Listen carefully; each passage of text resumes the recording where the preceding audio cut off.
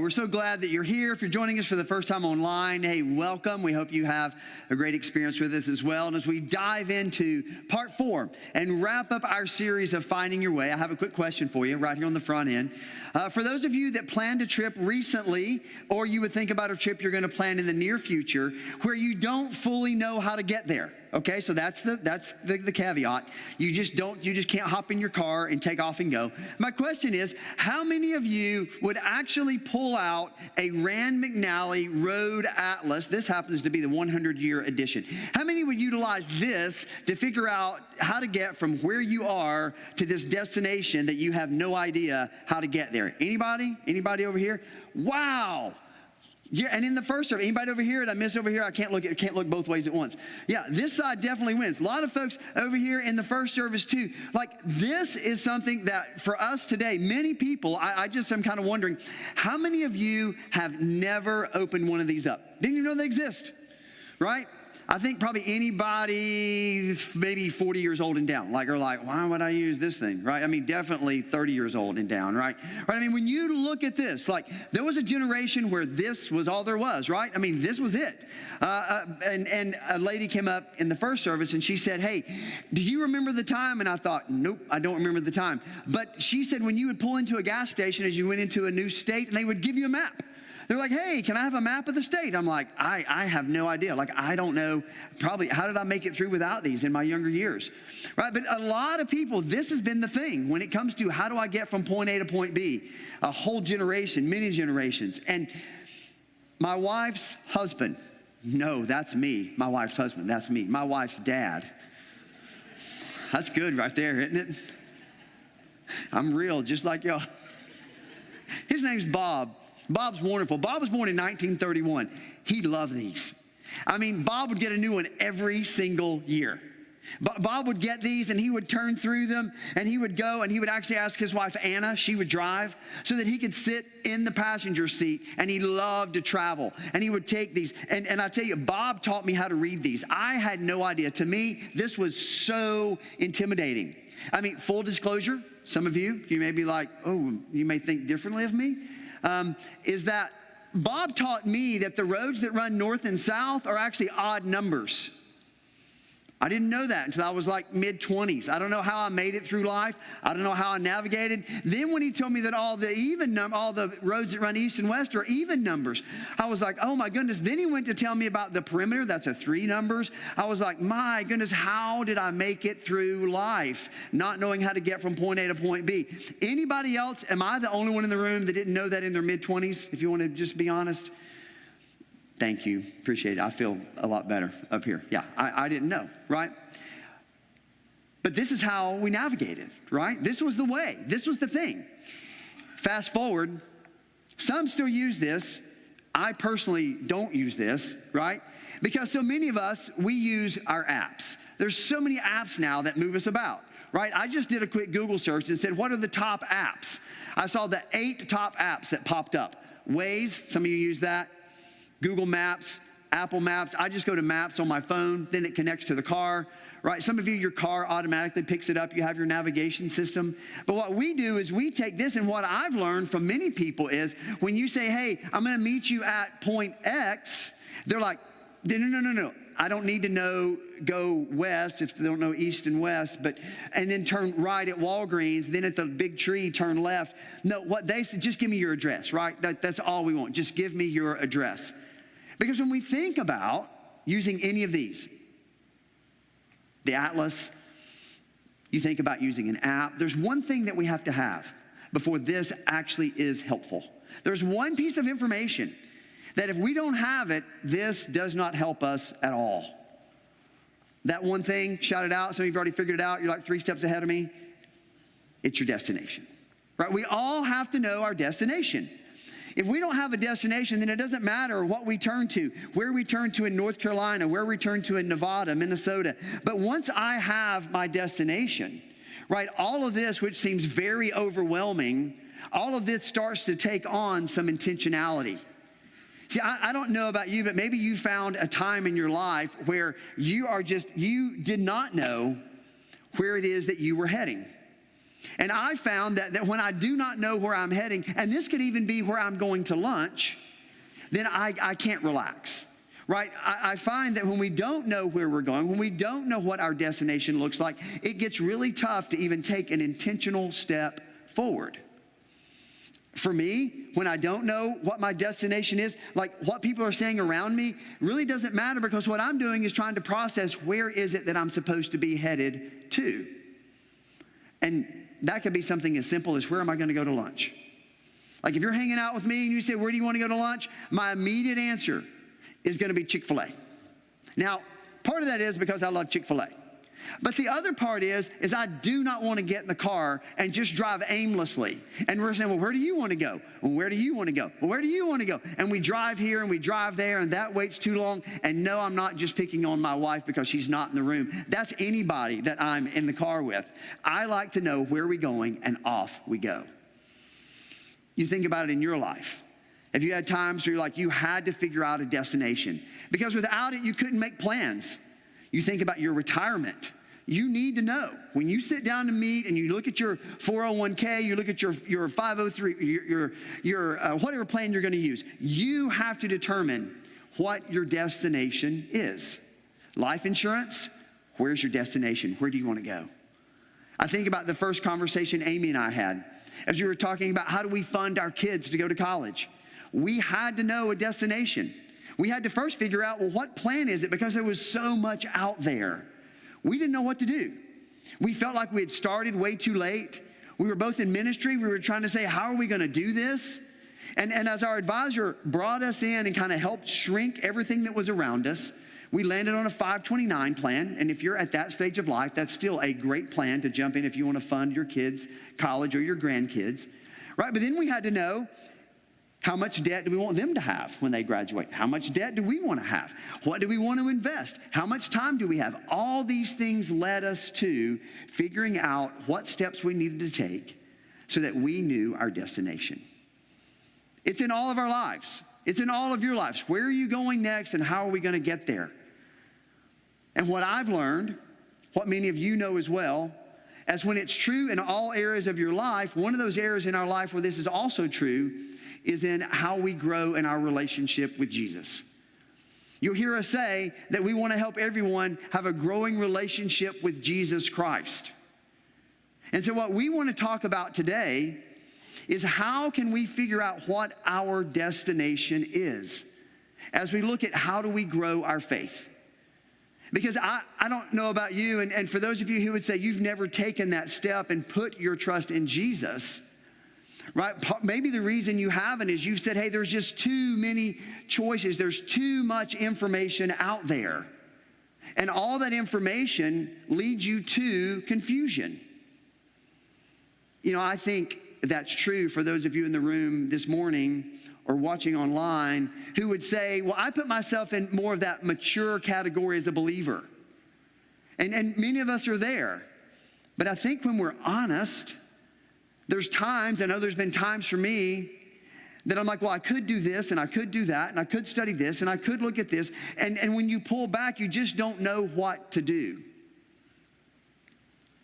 If you've never taken a step to put your trust in Jesus, or you made that step 20, 30, 40, 50 years ago. We alluded to this in the first week of our series. We talked about that. That's called choice overload. Choice overload is a real thing. It impacts all areas of our life. It impacts your business world. It impacts what we do in our faith, right? Choice overload is when you have too many choices to make. And then what happens is when there's too many choices to make, we actually choose not to choose, even when it's in our best interest. So when we launched into this series, Finding Your Way, that was the premise. We said, I said, as I sat down and we started talking together, I said, I feel like there was a season for me when I felt disconnected from what I needed to do to take a step to grow in my relationship with God. I said, I think there's going to be other people who come in, especially during the month of January, and we're all trying to figure out the new year. And so what we said we wanted to do was provide easy steps so that we could find our way as we grow our faith in 2025. This morning, I'm going to tie up the series, help us put it all together. And the first step that we're going to look at is, how do we determine our destination? How are we going to take what could feel like a lot when it comes to how do we grow our faith? Because when you look at it and go, well, there's 66 books, the Old Testament, the New Testament. I don't know who wrote which book. I mean, some of them, their names are on it. That helps us a lot. You think, well, who's the audience? What are they trying to say? How does it apply to me? Does it apply? What am I supposed to do with it? Right? Have any of you felt that way?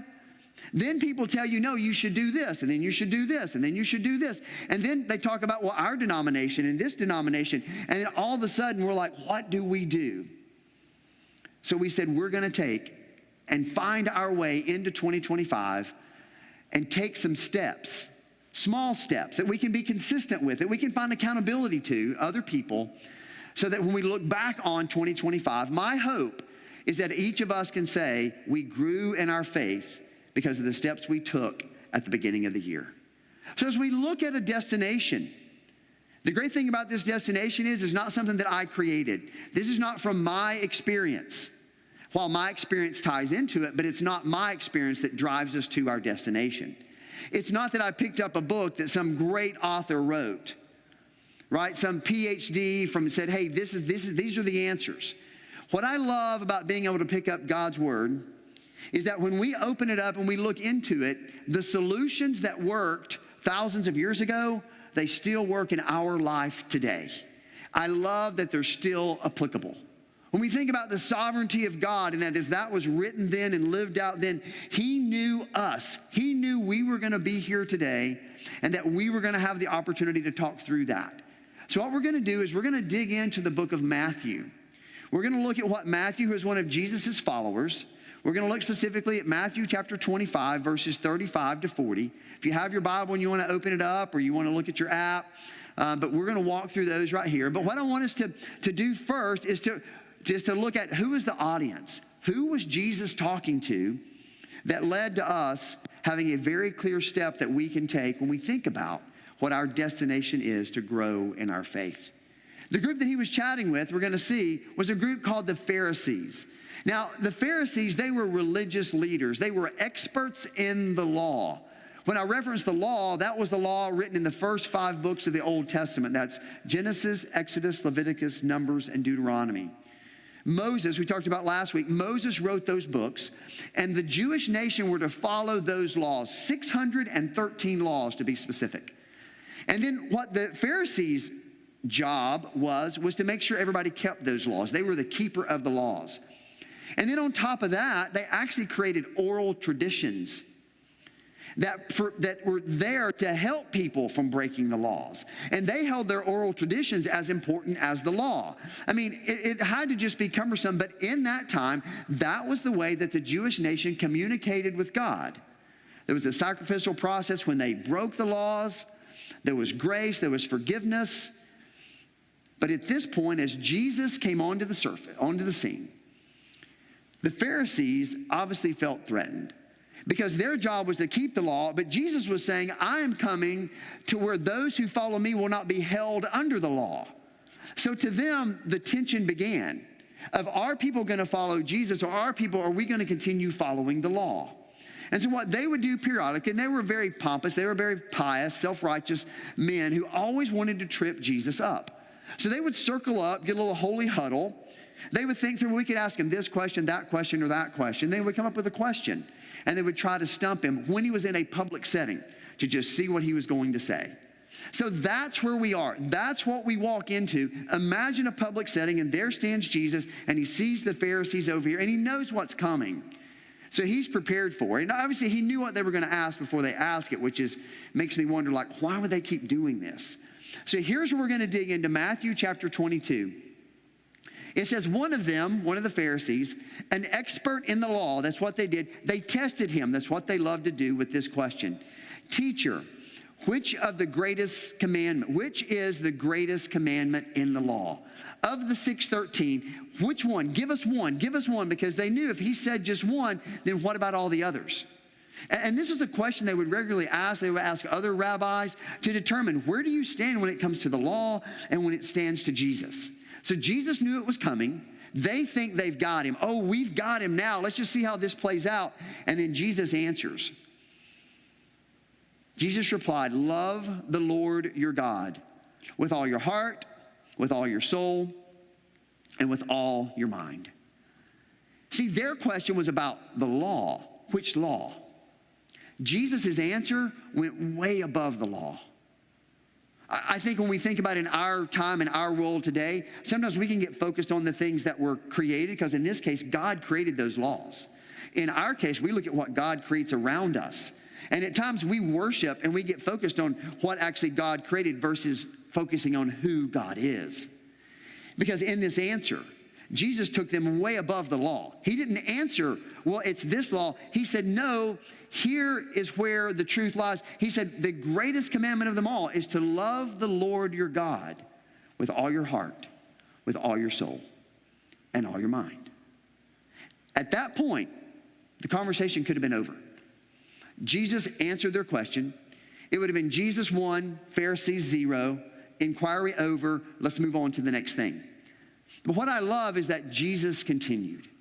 And what he continued with helps us see even deeper what our destination is. Because he continued on, and here's what he continued on with. He said, this is the first and the greatest commandment. So boom, there it is. And the second one, he said, but wait, there's more. The second is like it. He said, love your neighbor as yourself. Now, the first thing, when we think about neighbor, who is our neighbor? Well, it's easy to think it's the people that live adjacent to us, and they are our neighbor. Those are our neighbors. And I do believe that God puts our neighbors around us. I think about when Amy and I moved to Chattanooga, Tennessee. We prayed for great neighbors. And somewhere in our mind, our thought, great neighbors would be people who think like us, maybe who even go to the church that we were getting ready to lead. You know, that was kind of how we envisioned it. And when we pulled up and got to know our neighbors, every one of our neighbors, none of them were involved in church anywhere. They had no desire. So when I walked up as the pastor, it was very awkward. They were like, hey, and I could kind of get a feel and a vibe. So I didn't tell them what I did. I said, I've just got to get to know my neighbors. And Amy and I looked at each other and we said, well, God, you brought us here to be a part of this church. You obviously brought us here to be a part of our little neighborhood and our community. So I want to encourage you, wherever God has planted you, he has planted you there to have an impact on your immediate neighbors who are adjacent to you. Do you even know your neighbors' names? Do you know their kids? Do you know their family? Or do we just kind of slink back? I think when we look at it as it's truly written as your neighbor, as those adjacent to you, we have an incredible opportunity. We have an incredible opportunity to share with them who you are, who your family is, and who your family loves. And then ultimately, invite them to church. Our neighbors, all of them ended up at one point or another being a part of the church in Chattanooga where we were. And they were some of the best neighbors we've ever had. But when we look at this in full context, your neighbor is just not those adjacent to you. Our neighbor is everyone. What Jesus was saying was, the second one is like it, to love your neighbor, and that's everyone that comes across your path. So that means all of you, you're my neighbor, and I'm your neighbor. And I'm not one who really believes in coincidences. So I believe that the people God brings across your path, I believe the people you work with, you do life with, the team that your kid gets on to play sports, like those are your neighbors, and God has put them in your life for a season. And that we then have an opportunity to share with them this authentic community, this love of our Heavenly